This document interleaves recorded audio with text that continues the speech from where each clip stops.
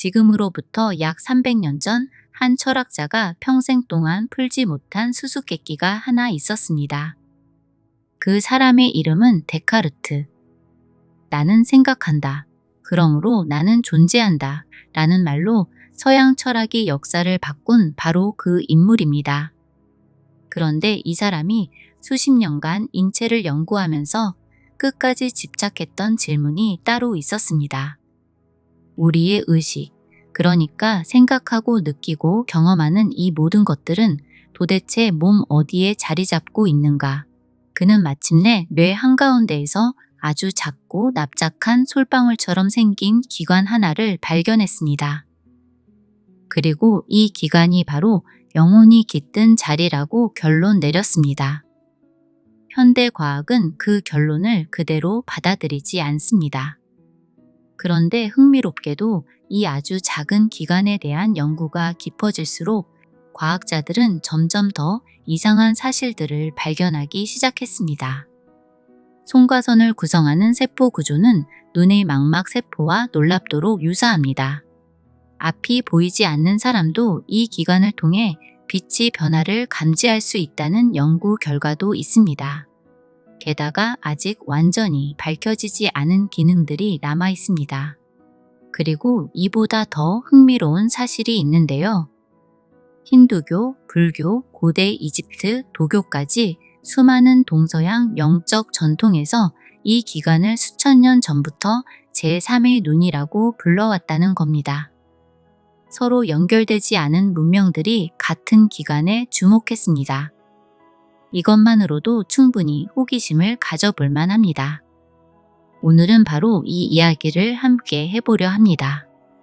제3의 눈인 송과선, 그리고 아카식 레코드라는 개념이 우리 삶에서 실제로 어떤 의미를 갖는지 과학과 철학의 언어로 차근차근 풀어보겠습니다. 오늘 영상은 신비로운 체험담이나 초능력 같은 이야기가 아닙니다. 이 개념들이 왜 수천 년 동안 살아남았는지, 그 안에 어떤 실질적인 지혜가 담겨 있는지를 이야기하는 겁니다. 본격적인 이야기에 들어가기 전에 한 가지 근본적인 질문을 먼저 던져보겠습니다. 우리는 지금 이 순간 도대체 무엇으로 이루어진 존재일까요?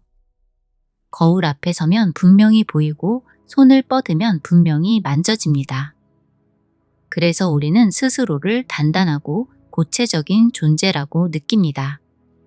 그런데 물리학은 그 단단함이 사실 거의 착각에 가깝다고 말합니다. 우리 몸을 이루는 원자들 사이의 공간을 실제 비율로 계산하면 우리 몸의 99% 이상은 빈 공간입니다. 그 공간 속에서 원자들이 쉬지 않고 진동하고 에너지가 끊임없이 흐르고 있습니다. 만약 아주 작은 존재가 우리 몸 안을 여행한다면 그건 단단한 물질의 세계가 아니라 은하수처럼 광활하게 열린 공간을 떠도는 경험이 될 겁니다. 우리가 단단하다고 느끼는 이 몸은 사실 진동하는 에너지의 집합체입니다.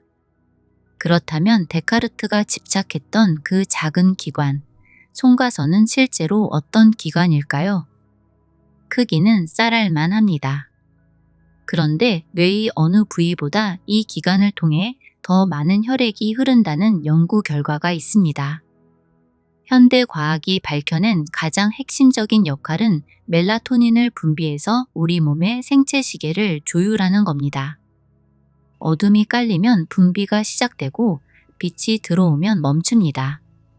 우리가 밤이 되면 졸리고 아침이 되면 깨어나는 이 당연한 리듬이 이 작은 기관 하나에 의해 조절되고 있는 겁니다. 마치 뇌 한가운데 또 다른 눈이 숨어 있는 것처럼 말입니다. 철새들이 수천 킬로미터를 날아가면서도 길을 잃지 않는 이유는 지구의 자기장을 감지하는 능력 때문이라는 건 이미 알려진 사실입니다. 그런데 인간의 송과선도 이 지구 자기장에 반응한다는 연구 결과가 보고되고 있습니다. 그렇다면 우리 안에도 보이지 않는 신호를 수신하는 장치가 있는 건 아닐까라는 생각이 자연스럽게 따라옵니다. 고대 이집트에서는 호루스의 눈이라 불렸고 불교에서는 각성과 통찰의 상징으로 다뤄졌습니다. 인도 여성들이 이마 중앙에 점을 찍는 것도 바로 이 제3의 눈을 상징하는 행위입니다. 서로 교류가 없었던 문명들이 수천 년 동안 같은 자리를 가리켜 온 것, 이게 단순한 우연일까요? 그렇다면 이 제3의 눈이 열린다는 것은 실제로 어떤 상태를 말하는 걸까요? 제3의 눈이 깨어난다는 것은 새로운 능력이 생기는 게 아닙니다. 머릿속이 조용해지면서 비로소 지금 자신이 어떤 상태에 있는지를 있는 그대로 볼 수 있게 되는 겁니다. 판단이 선명해지고 이유 없이 흔들리던 것들이 고요해지며 오래 고민하던 문제의 답이 자연스럽게 떠오르는 상태. 이것이 수행자들이 말하는 제3의 눈이 열린 상태의 진짜 모습입니다. 그렇다면 왜 평소에 우리는 이 상태에 있지 못한 걸까요? 그 이유는 우리 뇌 안에서 일어나고 있는 일과 직접적으로 연결됩니다. 뇌 과학자들이 밝혀낸 한 가지 불편한 사실이 있습니다. 우리가 어떤 결정을 내렸다고 의식적으로 인식하는 순간보다 이미 뇌가 그 결정을 준비하기 시작한 시점이 훨씬 앞선다는 겁니다. 다시 말하면 사실 그 선택은 이미 다른 곳에서 시작됐다는 겁니다. 우리는 스스로 삶을 선택하며 살아간다고 믿습니다. 그런데 그 선택 대부분이 사실 우리 안에 훨씬 오래전부터 형성된 어떤 구조에 의해 이미 방향이 정해져 있다면 우리는 그 구조를 먼저 바라볼 필요가 있습니다. 그리고 그 구조에 이름을 붙인 개념이 하나 있는데요. 바로 아카식 레코드입니다. 아카식이란 이 단어는 산스크리트어의 아카샤에서 왔습니다. 아카샤는 생성과 소멸을 반복하는 현상계 너머에 존재하는 근원적 바탕입니다. 행성과 행성 사이의 광막한 허공으로부터 원자와 원자 사이의 미세한 틈새에 이르기까지 일체의 존재를 가능하게 하는 무형의 토대이자 만물의 첫 번째 조건입니다. 눈에 보이는 것도 손에 잡히는 것도 아니지만 모든 물질과 에너지, 모든 생각과 사건이 존재할 수 있는 것은 이 보이지 않는 공간이 그 모든 것보다 먼저 거기 있었기 때문입니다. 아카샤는 말하자면 우주의 기본 설정값, 존재 그 자체가 펼쳐지는 영원한 바탕입니다. 그리고 아카식 레코드는 그 아카샤에 새겨진 기록을 의미합니다. 어떤 사건이 일어나면 그 사건이 만들어낸 진동은 공간의 흔적을 남깁니다. 잔잔한 호수에 돌멩이를 던지면 물결이 끝없이 퍼져나가는 것처럼 그 물결은 눈에 보이지 않게 되더라도 완전히 사라지는 게 아닐 수 있다는 겁니다. 아카식 레코드는 바로 이 개념을 인간의 경험과 의식에 적용한 것입니다. 많은 사람들이 이걸 우주 어딘가에 저장된 신비한 데이터베이스쯤으로 이해합니다. 그런데 이 개념의 진짜 본질은 그것과 거리가 멉니다. 아카식 레코드를 우리 삶의 언어로 풀면 이렇습니다. 내가 현실을 해석하고 선택해온 방식의 누적 구조입니다. 여기서 한 가지 비유를 들어보겠습니다. 라디오를 분해해도 음악이 나오지 않는 이유는 음악이 라디오 안에 없기 때문입니다. 음악은 공중에 퍼져 있는 전파 속에 있는 거죠. 일부 연구자들은 뇌가 단순히 생각을 만들어내는 기계가 아니라 어떤 더 큰 신호를 수신하고 송신하는 중개소일 수 있다는 주장을 합니다. 우리의 기억과 경험, 그리고 의식도 어쩌면 뇌 안에만 저장되어 있는 게 아닐 수 있다는 겁니다. 이 관점에서 보면 아카식 레코드는 우주 어딘가에 있는 신비한 저장소가 아니라 우리가 살아오면서 경험하고 느끼고 선택해온 모든 것들이 어떤 형태로든 누적되어 남아있는 구조입니다. 그리고 그 누적된 것들이 지금 이 순간 우리가 세상을 바라보는 방식을 조용히 그러나 강력하게 결정하고 있다는 거죠. 예를 하나 들어보겠습니다. 어떤 사람이 늘 비슷한 관계에서 상처를 받습니다. 상대는 매번 바뀌는데 결말은 늘 같습니다. 처음엔 잘해주다가 나중엔 혼자만 지쳐서 결국 내가 또 혼자 남았다로 끝납니다. 이 사람은 이번엔 달랐어. 이번엔 진짜 괜찮아 보였어. 라고 매번 다짐합니다. 그런데 조금만 깊이 들여다보면 이 사람의 현실 해석 방식은 거의 변하지 않았습니다. 사랑은 원래 참고 견뎌야 한다. 내가 더 노력해야 관계가 유지된다. 나를 먼저 챙기면 이기적인 사람이다. 이런 생각들이 의식 깊은 곳에 자동 반응처럼 굳어져 있는 겁니다. 이게 바로 아카식 레코드를 현실적인 언어로 풀어낸 모습입니다. 이건 운명이 아닙니다. 이건 내 안에 쌓인 해석이 설명서입니다. 그렇다면 이 설명서는 도대체 어디서 온 걸까요? 우리가 어릴 때 반복적으로 겪은 경험들, 상처받았던 기억들, 그 안에서 스스로를 보호하기 위해 만들어낸 반응 방식들이 켜켜이 쌓여서 지금 우리가 세상을 바라보는 방식을 결정하고 있는 겁니다. 그리고 이 구조의 무서운 점은 우리가 그것을 의식하지 못한 채로 살아간다는 데 있습니다. 우리가 어떤 상황에서 화가 날 때 그 화는 정말 지금 이 상황 때문일까요? 아니면 비슷한 상황에서 반복적으로 쌓여온 감정의 누적이 터져 나오는 걸까요? 대부분의 경우 후자입니다. 지금 이 순간의 자극이 방아쇠를 당겼지만 총 안에 들어있던 건 이미 오래전부터 장전된 것들입니다. 과거의 경험이 현재의 해석을 결정하고 현재의 해석이 미래의 선택을 만들어냅니다. 이 순환이 인식되지 않으면 우리는 평생 같은 원을 돌게 됩니다. 지금까지 살면서 비슷한 유형의 문제가 반복된 적이 있다고 느끼시는 분들도 계실 겁니다. 직장을 바꿔도 관계가 달라져도 환경을 바꿔도 어김없이 비슷한 상황이 찾아오는 경험. 그 경험이 있다면 우리는 이미 자신의 아카식 레코드가 어떻게 작동하는지를 목격하고 있는 겁니다. 상황이 문제가 아닙니다. 내 안의 해석 구조가 같은 결과를 반복해서 만들어내고 있는 겁니다. 그런데 여기서 중요한 전환이 필요합니다. 많은 사람들이 이 반복을 끊어내려고 할 때 더 강한 의지로 맞서려 합니다. 더 열심히 다짐하고 더 독하게 마음먹고 더 강하게 행동을 바꾸려 합니다. 그런데 그 방법이 잘 되지 않는다는 걸 우리는 이미 경험으로 알고 있습니다. 왜냐하면 행동을 바꾸는 것보다 인식이 먼저 바뀌어야 하기 때문입니다.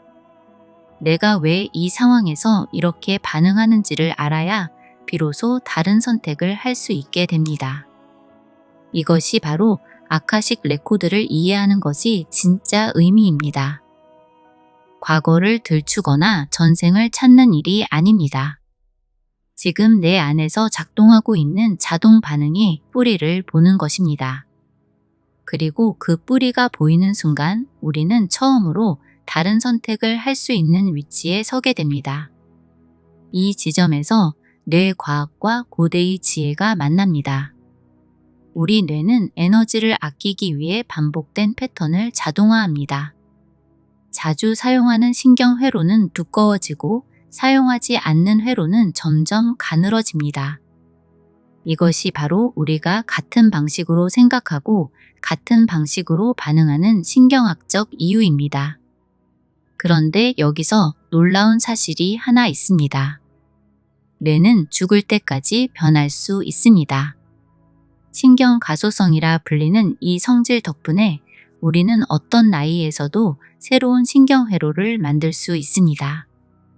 문제는 그게 어떻게 가능하냐는 겁니다. 강한 의지로는 잘 되지 않는다는 걸 이미 알고 있습니다. 그렇다면 무엇이 이 변화를 가능하게 하는 것일까요? 바로 인식의 상태가 달라지는 것입니다. 그리고 송가선이 제대로 기능하는 상태, 즉 제3의 눈이 열려 있는 상태에서 사람은 처음으로 자신의 자동 반응 구조를 바깥에서 바라볼 수 있게 됩니다. 왜 나는 늘 이 지점에서 이렇게 반응하는 걸까? 이건 지금의 나에게 맞는 선택일까? 아니면 그냥 익숙한 패턴일까? 이런 질문이 처음으로 떠오르기 시작합니다. 이 자각이 일어나는 순간 억지로 바꾸려 하지 않아도 선택이 조금씩 달라집니다. 그리고 그 작은 차이가 쌓이면서 삶의 흐름 전체가 다르게 움직이기 시작하는 겁니다. 그런데 이 과정에서 반드시 경계해야 할 함정이 하나 있습니다. 제3의 눈, 송과선 활성화와 관련된 이야기 중에는 신비로운 능력을 얻기 위한 방법으로 접근하는 경우가 있습니다. 그런데 그 접근 자체가 이미 방향을 잘못 잡은 겁니다. 특별한 존재가 되고 싶다는 욕심으로 이 길에 들어서면 그 욕심의 주파수에 반응하는 것들을 끌어들이게 됩니다. 약물이나 과도한 외부 자극을 통해 인위적으로 이 상태를 만들려는 시도는 잠겨있는 문을 열쇠 없이 망치로 부수는 것과 같습니다. 문은 열리겠지만 집 전체가 흔들립니다. 실제로 이런 시도 후 기운이 머리 쪽으로 집중되어 불면증이 생기거나 피로가 쌓이거나 현실 판단력이 흐려지는 부작용이 보고되고 있습니다. 제3의 눈은 밖에서 여는 게 아니라 안에서 자연스럽게 열리는 겁니다. 꽃이 억지로 피어나는 게 아니라 때가 되면 스스로 피어오르는 것처럼 뿌리가 충분히 자라고 줄기가 충분히 단단해졌을 때 꽃은 그냥 피어나죠.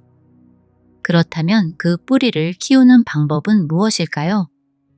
오랜 수행 전통과 현대 뇌과학이 공통적으로 가리키는 곳이 있습니다. 그건 거창한 수련이 아닙니다. 삶의 리듬과 태도를 아주 미세하게 조정하는 것입니다. 그리고 흥미롭게도 오랜 수행 끝에 생각이 장막이 걷히는 순간을 많은 수행자들이 공통적으로 이렇게 표현합니다. 눈을 감고 있는데 내면이 밝아지는 느낌, 정수리 쪽에서 무언가 쏟아져 들어오는 듯한 감각인 것입니다. 이 체험이 무엇인지에 대해서는 여전히 논쟁이 있습니다. 하지만 분명한 것은 이것이 어떤 신비로운 외부의 힘에 의해 일어나는 게 아니라는 겁니다. 오랫동안 쌓인 소음이 걷히면서 본래 있던 내면의 상태가 드러나는 현상입니다. 구름이 걷히면 해가 새로 뜨는 게 아닌 것처럼 원래 있던 빛이 가려져 있다가 비로소 보이게 되는 것입니다. 그리고 이 고요가 찾아올 때 수행자들이 공통적으로 느끼는 감각이 하나 있습니다. 머리가 아닌 가슴 쪽에서 무언가 열리는 느낌입니다. 실제로 심장에는 뇌와 유사한 신경세포들이 존재하고 심장이 만들어내는 전자기장은 우리 몸 전체는 물론 신체 밖으로까지 뻗어나간다는 연구 결과가 있습니다. 우리가 마음이 움직인다, 가슴으로 느낀다고 말할 때 그것이 단순한 비유가 아닐 수 있다는 겁니다. 그리고 이 심장의 감각이 열릴 때 우리 안의 반복 구조를 가장 부드럽게 녹이는 감정이 하나 있습니다. 나 자신에 대한 그리고 주변에 대한 있는 그대로의 따뜻함입니다. 이 감각을 품을 때 내면은 가장 자연스럽게 안정됩니다. 그리고 그 안정된 상태에서 우리는 비로소 자신의 아카식 레코드를 들여다볼 수 있는 눈이 열리기 시작합니다. 그렇다면 실제 일상에서 이 상태를 어떻게 만들어 갈 수 있을까요? 이 모든 것을 이해했다고 해서 저절로 삶이 달라지지는 않습니다. 이해는 출발점일 뿐이고 진짜 변화는 일상의 아주 작은 조정에서 시작됩니다. 첫 번째는 중요한 결정일수록 하룻밤을 그냥 지나보는 겁니다. 사람은 불안할수록 빨리 결정하려는 경향이 있습니다. 지금 결정 안 하면 기회를 놓칠 것 같고 지금 선택하지 않으면 뒤처질 것 같은 느낌이 들기 때문이죠. 그런데 실제로 내면이 정렬된 사람들의 공통점은 결정이 조급하지 않다는 겁니다. 하룻밤만 지나도 이건 아니었구나 라는 감각이 훨씬 또렷해지는 경우가 많습니다. 이건 게으름이나 회피가 아닙니다. 내 상태가 정렬될 시간을 주는 겁니다. 두 번째는 강한 감정이 올라올 때 그 감정에 즉각 올라타지 않는 연습입니다.